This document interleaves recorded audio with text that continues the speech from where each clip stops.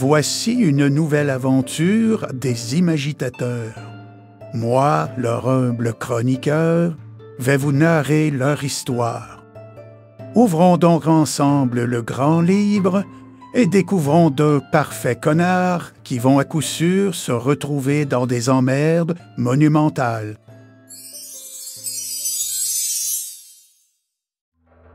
Cette histoire se déroule dans un antique royaume comme tant d'autres. Plus précisément, dans une cellule qui pue la pisse. Dans celle-ci, on retrouve nos deux héros, affamés et dépressifs. Depuis une fenêtre munie de barreaux, ils entendent les rugissements d'une foule rassemblée. Celle-ci pousse des cris de joie, alors que le bourreau accomplit son œuvre. Les gens exécutés étaient des amis proches, des frères d'armes de nos héros. Alors qu'ils faisaient partie d'une troupe de mercenaires, dont ils étaient les lieutenants, nos héros ont été trahis par leur commandant à la veille d'une bataille. Ce commandant, nommé Drake, a veillé à ce qu'il n'y ait aucune sentinelle de présente à une certaine heure de la nuit, afin que l'ennemi les capture facilement. Les poignets reliés par une chaîne qui entrave leur mouvement, les prisonniers ont avec eux deux co-détenus. La première est Angélique, une elfe éclaireuse qui, en plus d'être chiante, a un accent à couper au couteau. « Hey! Ce n'est même pas vrai, vieux con! » Le second est Vicaire, chirurgien déchu qui opère à leur côté depuis quelques mois. « Donnez-moi un bistouri du calme, je vous remets sur pied de n'importe quelle blessure. » Les hurlements à l'extérieur se sont arrêtés depuis un moment, par manque de candidats. Ils entendent alors quelqu'un jouer avec la serrure de leur porte de cellule avant que celle-ci ne s'ouvre, laissant apparaître deux gardes de bonne taille, à l'œil cupide et au plastron mal entretenu. Tous les deux tiennent fermement une lance, encore rougie du sang des camarades qui ont dû résister. On voit Lambert, mon personnage, pointer Angelica. « Si vous voulez nous faire plaisir, commencez par elle. Elle n'arrête pas de geindre. » La petite Angélique n'apprécia guère le commentaire, jetant un regard noir à Lambert. L'un des gardes s'exclama: « Le seigneur Garundel a demandé que les prochains soient le docteur et... Ah, ce gars-là! » Pourquoi j'ai parlé? Alors qu'il me pointe, on voit Lambert lui décocher un grand sourire. Un sourire rougi de sang. Et je crache au sol. Nullement impressionnés par la gingivite de Lambert, les gardes s'approchèrent d'eux. On voit Lambert se lever. Un homme grand, un homme mince. Ah, pas mince, littéralement maigre. Les vêtements que je porte, je flotte littéralement dedans. J'ai une barbe sombre, les cheveux aussi sombres, mais très rêches, fins. Et mon regard gris est désormais creusé dans mes orbites devenues noires. Alors, mon apparence a beaucoup changé depuis les derniers mois. Les dernières blessures que j'ai reçues ne guérissent pas et soignent encore. Et ce sang qui baigne toujours dans ma bouche. Mes gencives saignent continuellement. Et depuis un certain temps, je semble plus lasse qu'avant, comme épuisé. Et déjà, j'étais pas un joyeux luron, les choses sont pires encore désormais. Et lorsque je me lève, je sacre, j'envoie un coup de pied dans la cuisse d'Emmett. Et surtout, ne bouge pas, toi. Pas de danger que tu m'aides. Je fais seulement lever les yeux vers toi avec un sourire en coin, confiant que ça va se régler. Il se passe jamais rien de grave.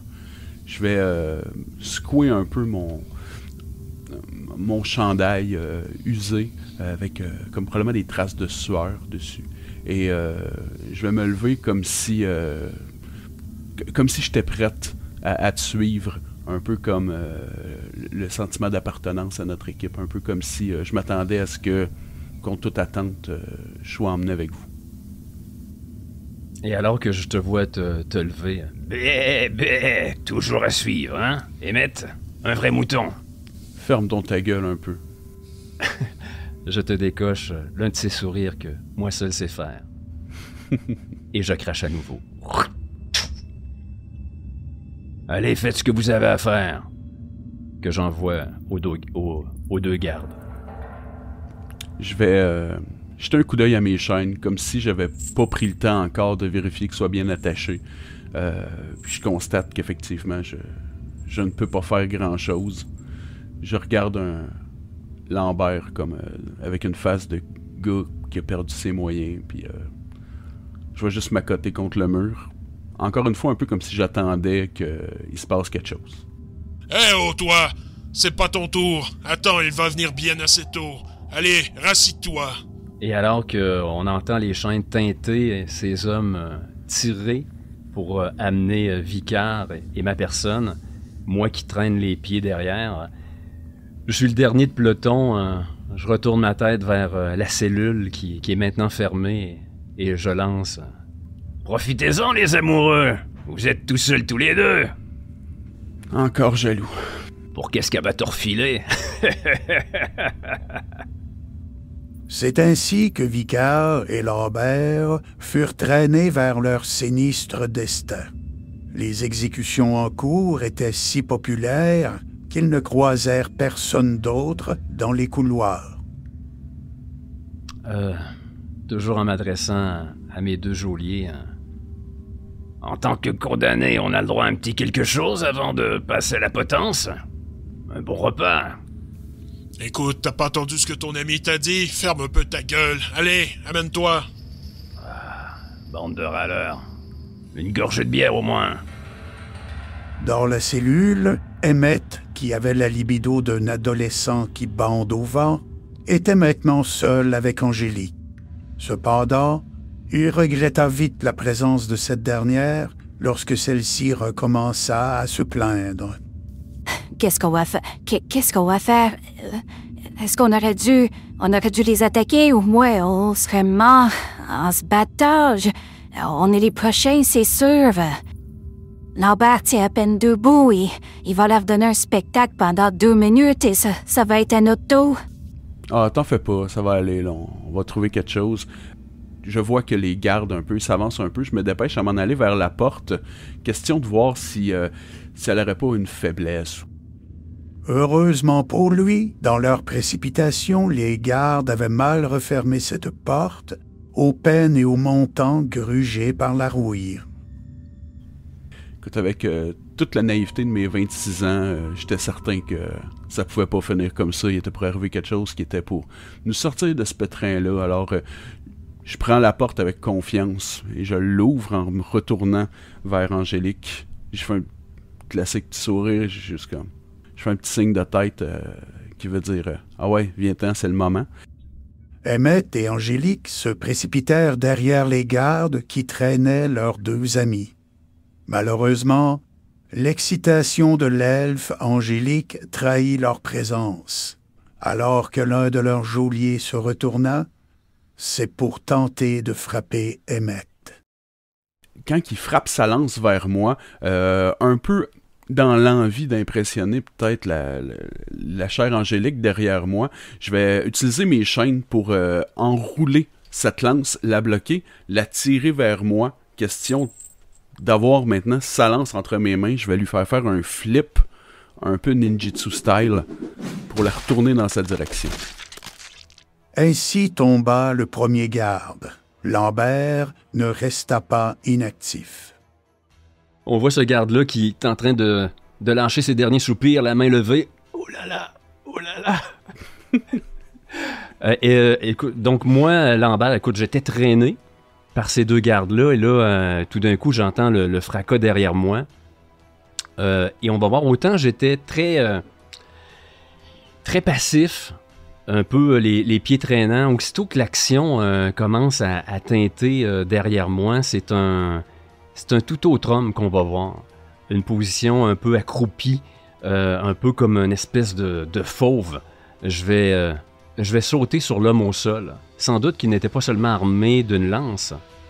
Donc, on va voir Lambert là, carrément là, se jeter au sol sur l'homme. Les mains qui commencent à fouiller. Déjà, j'ai les mains barbouillées du sang qui sort de ce thorax percé par la lance d'Emmett. Et je trouve enfin ma main osseuse, très maigre, se referme sur le manche d'un couteau à la taille de l'homme. Sourire aux lèvres, toujours sanglant, je regarde le deuxième garde. T'aurais dû me donner ma bière, toi. Bien qu'il soit sado, Lambert est loin d'être un manchot avec un couteau. Écoute, on voit carrément Lambert se précipiter sur l'homme sans autant on avait du ninja style du côté d'Emmett, autant c'est assez décousu du côté de notre assassin. C'est très brutal. Donc, je saute les deux mains vers lui, comme vers sa gorge, mais une est armée d'un couteau, et je vais réussir à entailler son cou. Pas assez pour le tuer, mais assez pour le surprendre, et je vais comme le pousser carrément sur Emmett. À toi! Très bien, je vais juste tenter de lâcher la lance et lui briser le cou d'un coup sec. Clic! Le dernier garde ne se laissa pas faire. Poussé, il porta instinctivement sa lance devant lui, blessant Emmett. La lame de sa lance avait en effet frappé entre l'épaule et le pectoral du mercenaire. Le vieux vicard poussa un cri, peu habitué aux démonstrations de violence, étant médecin de profession. Je vais lancer un regard mauvais à Vicard. Espèce de grébouillard. Et mon attention va se reporter à ce garde. Je vais essayer de bouger avant qu'il ne bouge, sauter carrément aux jambes, essayer d'entailler le tendon d'Achille ou une faiblesse dans l'armure. Lambert calcula mal son coup et reçut le genou du garde sur la mâchoire, ayant pour effet de la lui briser. Malheureusement, cela ne l'empêcha pas de la ramener. De toute beauté. Et donc, alors qu'il me frappe, on va voir Lambert tomber sur le dos, littéralement. Je tiens toujours mon couteau, mais d'une main, je vais venir essayer de maintenir cette mâchoire-là qui a réveillé toute une douleur. Déjà qu'elle avait déjà été fracturée, donc c'est un mal qui vient me briller immédiatement le crâne. Angélique, tant qu'à elle, ne resta pas spectatrice. Elle sauta sur les épaules du garde et essaya de l'étrangler avec la chaîne qui lui entravait toujours les poignets. Cependant, le garde portait déjà sa main à son cou et tentait de stopper l'hémorragie causée par Lambert plus tôt. Je vais me mettre devant ce garde. J'imagine facilement juste retirer sa main, le saisir par le crâne, mais sur mon visage, que normalement j'aurais été du genre à soupirer, à trouver ça un peu long. Je pense que ce qu'on peut voir, c'est plus un gars qui réalise à ce moment-là qu'il a une blessure dans le petit mou de l'épaule gauche et qui tire sur la tête de l'homme en se disant « Ouch, j'ai mal présentement » et je vais juste maintenir cette position-là jusqu'à ce que le garde, à bout de force, s'écroule par terre. Un beau trip à toi. Et c'est là que je vais me retourner vers Lambert et lui dire si tu finissais ton assiette la prochaine fois, peut-être qu'on n'en arriverait pas là. Ironique que tu te sois fait briser le mâche-patate. Alors que je me retiens la mâchoire, des éclairs de feu. Je ravale mon aigreur. Je m'approche de toi d'un pas et avec un air un peu... Suffisant? Oui, mais j'aurais envie de dire un peu autoritaire, je sais pas quoi. Je serais juste un... Là, montre donc ça, voir de quoi ça a l'air, là. Si tu te laisses faire, genre, c'est comme si je mets le bout de mes doigts sur ton menton pour te tourner comme si je regardais l'ampleur des dégâts. Mais je ne m'attends pas à ce que tu te laisses faire. Curieusement, je me laisse faire. Quelques jours, ça devrait aller, là. T'en es pas à ton premier point, ça aille, je pense. Non, est-ce que c'est si moche que ça? C'est réparable? Non, ça va revenir, ça.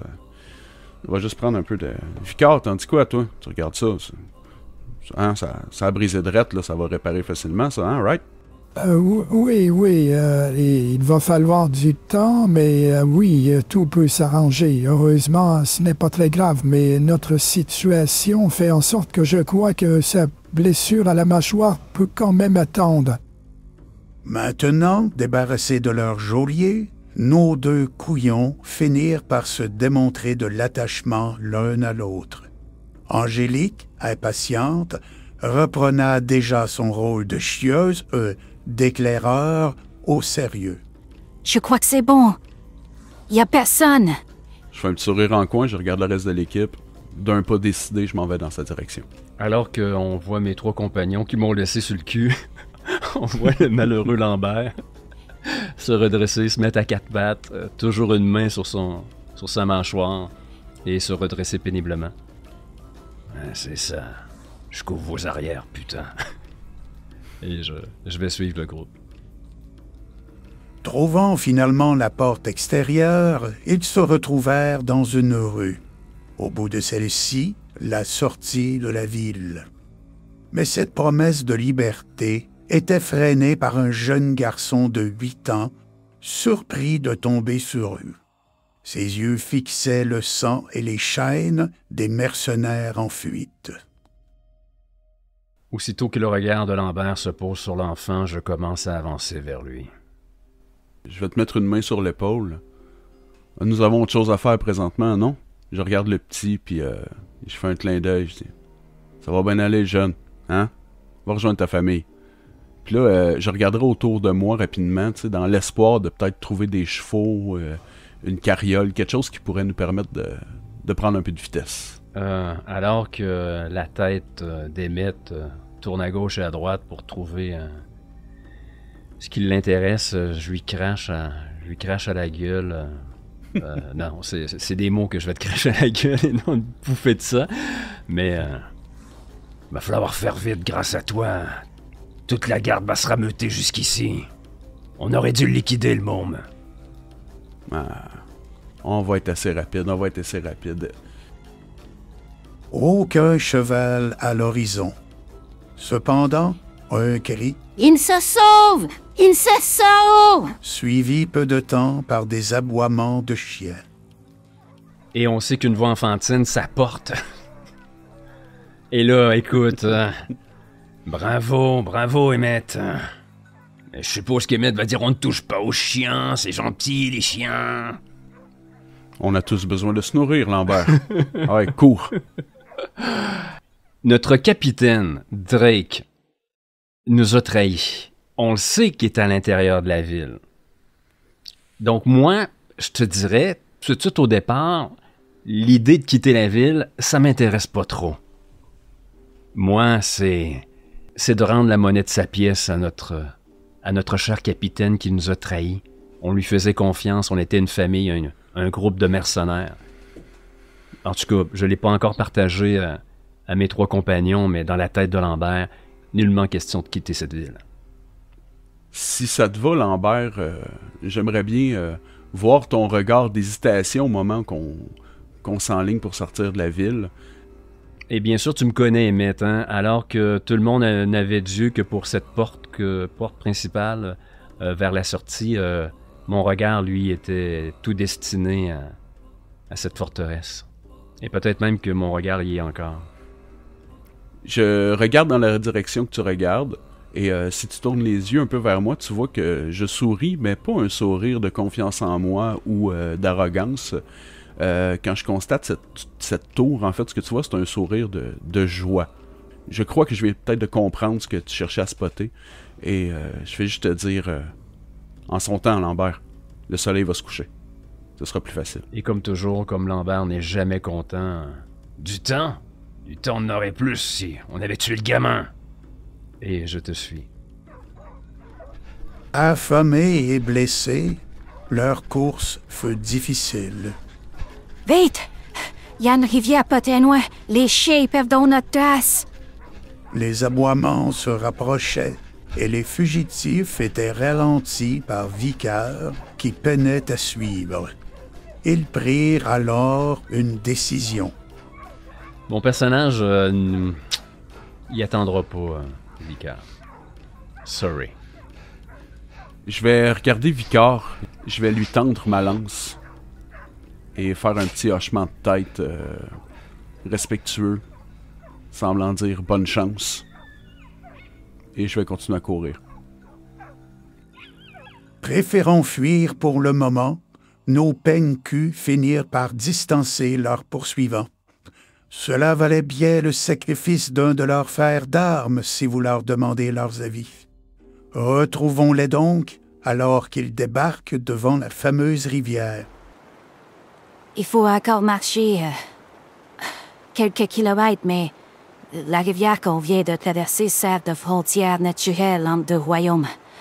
Si on prend une certaine distance, ils n'oseront probablement pas nous poursuivre.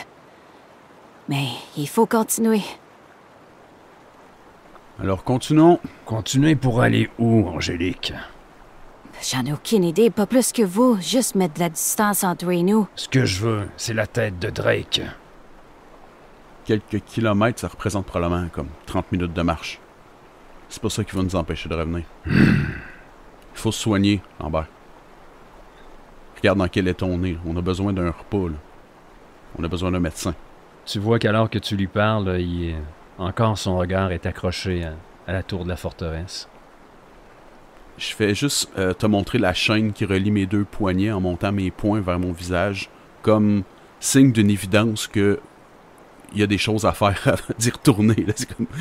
Je suis encore enchaîné. Là. Comment? Je te dirais que la musique des chaînes me ramène à une certaine réalité. Alors que j'entends le tintement des tiennes, mon regard se descend jusqu'aux miennes. Ok, on trouve le moyen de se débarrasser de tout ça. On reprend des forces et on revient. Compris? Inquiète pas, j'ai les mêmes idées que toi. Là. On va l'avoir plus tard. Et Lambert va prendre même les devants à ce moment-là.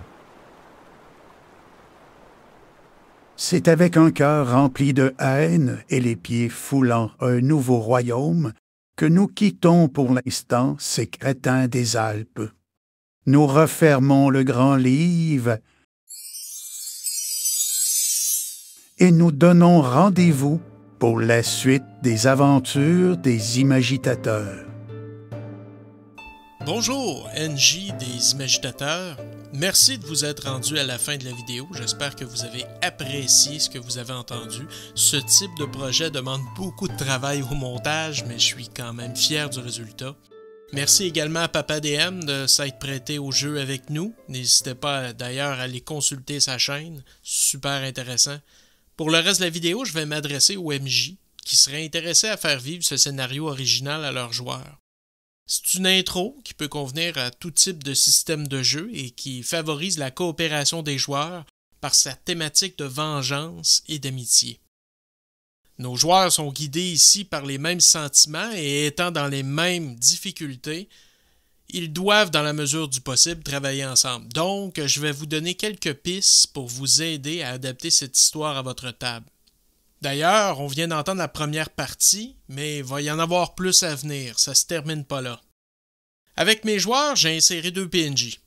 On sait qu'on peut avoir en face de soi tout type de joueur, allant de celui qui aime avoir les projecteurs sur lui, aux plus discrets qui sont souvent indécis tant qu'à la marche à suivre dans telle situation. Eh bien, ces 2 PNJ, justement, peuvent nous aider à guider ce deuxième type de joueur ou même à tempérer ceux qui sont trop inconscients. Ensuite, pour ce qui est du nombre de gardes qui viennent chercher les prisonniers pour l'exécution, adaptez tout simplement le nombre de ces gardes justement au nombre de joueurs que vous avez en face de vous et selon la difficulté du système de jeu que vous employez. Nous, de notre côté, on était sur du brigandine, donc un système de règles très punitif. Souvent, il suffit que deux coups et un joueur peut mourir, donc je pouvais pas me permettre de mettre énormément de garde à mes 2 joueurs. N'oubliez pas que ces joueurs également ont des chaînes au poignet et n'ont ni armes ni armure, donc allez-y mollo. Justement, ces chaînes que je leur impose obligent une fois de plus nos joueurs en détresse à coopérer entre eux. Si votre système de jeu s'avère trop facile puis que vos joueurs n'ont aucune difficulté de sortir de la prison, il n'y a rien qui vous empêche que les chiens puissent peut-être les rattraper ou que d'autres gardes se trouvaient en poste devant les portes de la ville lors de l'exécution. J'ai mis des choix difficiles à faire pour mes joueurs afin aussi de voir leur personnalité et qu'entre eux aussi un constat se fasse. On pense à l'enfant de 8 ans, surpris de tomber sur eux. Vont-ils le tuer, le laisser aller ou même tenter de lui parler et de le calmer? Ensuite, je mets l'accent sur la faiblesse de Vicar dans la prison. On le voit crier lorsqu'un garde est blessé et il se tient loin du combat. Par la suite, lorsqu'il faut distancer les poursuivants, un autre choix drastique à faire apparaît. Oui, on peut abandonner Vicar, ce qui va nous permettre de prendre de l'avance, tandis que les chiens vont se précipiter sur lui. D'un autre côté, il peut être pratique d'avoir un médecin ou un prêtre, selon votre système, sous le coude. Et c'est un compagnon d'infortune qu'on a avec nous. Évidemment, pas de limitation aux joueurs, ils font ce qu'ils veulent, mais n'hésitez pas à leur poser des questions, telles que « Que se passe-t-il dans la tête de ton personnage alors que tu entends Vicar hurler quand les chiens le rattrapent? » Ou encore « Tu décides de risquer ta propre vie et celle du groupe pour ce vieil homme? Y a-t-il un lien particulier qui vous unit? » Voyez, à partir des réponses que vos joueurs vous fournissent, vous pouvez approfondir avec eux la construction de leur personnage au niveau de leur personnalité et également sur la façon dont ils socialisent avec les autres. Ce n'est pas un scénario sur rail, donc je vous mets pas des limitations, des endroits ou des objectifs à aller absolument pour vos joueurs. Moi, je donne le coup d'envoi avec cette scène, mais par la suite, mes joueurs sont libres de fuir, de chercher à se venger ou même d'aller se cacher en ville. Je leur mets pas de limites. Les limites, c'est quelque chose qu'on n'apprécie pas beaucoup chez les imaginateurs. Justement, nos limites, c'est notre imagination. Mais c'est toujours bien d'avoir une base sur laquelle se lancer, quelque chose d'écrit, d'où la raison pour laquelle je prends un instant pour vous parler. On se revoit bientôt pour la suite de cet épisode. En attendant, mettez en commentaire vos opinions, que vous aimiez ou pas le concept, j'apprécierais beaucoup de le savoir, ou même la façon dont nous, on a d'aborder le jeu de rôle. On se revoit donc très bientôt pour la suite. Salut à tous.